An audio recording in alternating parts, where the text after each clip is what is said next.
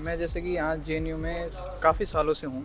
मैंने जेएनयू का वो दौर भी देखा है जब यहाँ पे, जैसे कि सबको पता है कि जब से जेएनयू बसा है तब से यहाँ पे एक गुट जिसको हम लेफ़्ट की आइडियोलॉजी से रिलेट करते हैं, उसका हमेशा यहाँ पे दबदबा रहा है।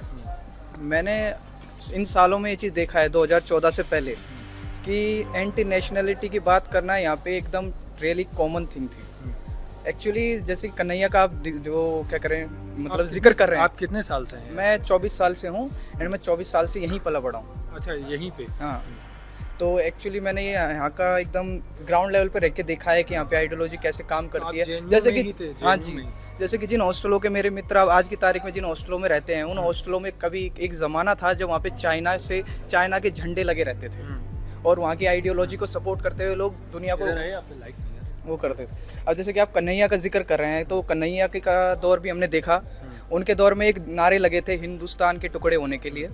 तो उस दौर में जैसे कि जेएनयू जब बसाया गया था तो एक एजुकेशन इंस्टीट्यूशन के तौर पे बसाया गया था, एक नेशनलिटी को सपोर्ट करने के लिए। बट जब एंटी नेशनल नारे लगे तो उस ज़माने में जैसे कि जो आम नागरिक है जेएनयू का, वो भी जब बाज़ार में जाता था तो हमें एक आतंकवादी की तरह से देखा जाता उनके किए गए कार्यों की तरह, क्योंकि उन्होंने नारे दिए।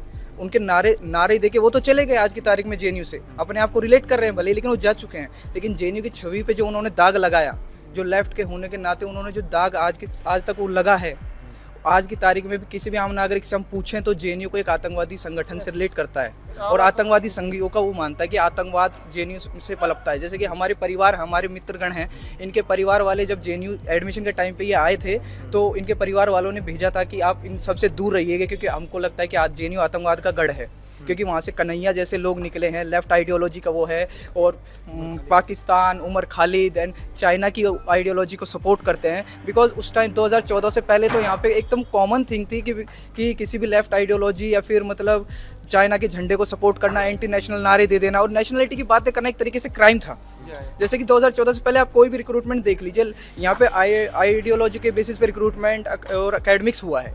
अगर आप ग्राउंड लेवल पे जाकर रियलिटी चेक करेंगे तो 2014 से पहले, या मतलब जो हमारी पार्टी है बीजेपी, उसकी सत्ता में आने से पहले यहाँ पे क्या हुआ ये तब पता चलता है जब हम ग्राउंड रियलिटी पे देखते हैं यहाँ के एकेडमिक्स प्रोफेसर्स क्या थे और आज की तारीख में हमें हमारी पार्टी आने के बाद यहाँ पे हमें क्या मिला है। जैसे कि उमेश अशोक कदम जैसे प्रोफेसर मिले हैं जिन्होंने नेशनलिटी के ऊपर बहुत काम किया है, हमारे भारतीय इतिहास के ऊपर बहुत अच्छा कार्य किया है। जो भी तो मैं ये पूछ रहा हूँ कि आप 24 साल से हैं यहाँ, जी, तो आपने कन्हैया कुमार का भी दौर देखा होगा जी, तो आप कभी सामने सामने मिले उनसे? जी, हम जिस ज़माने में कन्हैया जी यहाँ पे थे, उस ज़माने में हमारी स्कूलिंग चल रही थी। जैसे कि मेरी स्कूलिंग थी, मे बी मैं 10th के आसपास था। एक्चुअली मुझे एग्जैक्ट टाइम पीरियड याद नहीं है, लेकिन उस टाइम पे जेएनयू में जैसे कि ऐसा कुछ नहीं है कि ऐसा यहाँ पे कल्चर है कि नॉर्मली लोग मिल जाते हैं, ऐसा नहीं है। तो उस टाइम पे वो हमको दिख जाते थे, मिल जाते थे।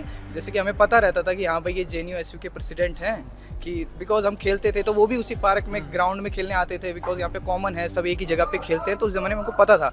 बट जैसे ये मुद्दा उछला, जब वो नारे लगे और जब कन्हैया के ऊपर बातें चली, तब सबको खुल के सामने आया कि जेएनयू में असल में क्या हो रहा है। नारे दिए जा रहे हैं, कमरों में बैठ के देश के खिलाफ बातें करी जा रही हैं, ऐसी आइडियोलॉजी को फैलाया जा रहा है जो देश के हित के लिए सही नहीं है, देश के विकास के लिए सही नहीं है। आप कह रहे हैं डिक्टेटरशिप अगर बीजेपी आ जाती है तो डिक्टेटरशिप तब होती है जब पार्टी अपनी सत्ता ना छोड़े, जनता का चुनाव का मौका ही ना मिले।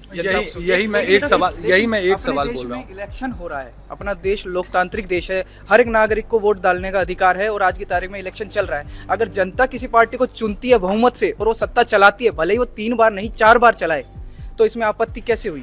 ये डिक्टेटरशिप कैसे हुई? जब कोई वोट दे के, मैं वोट दे रहा हूँ किसी पार्टी को और अगर वो पार्टी जीत रही है और भले ही उसकी तीसरी टाइम टर्न चल रही हो सत्ता में रहने की, तो डिक्टेटरशिप हुई नहीं, बिकॉज वो हमने वोट दिया है।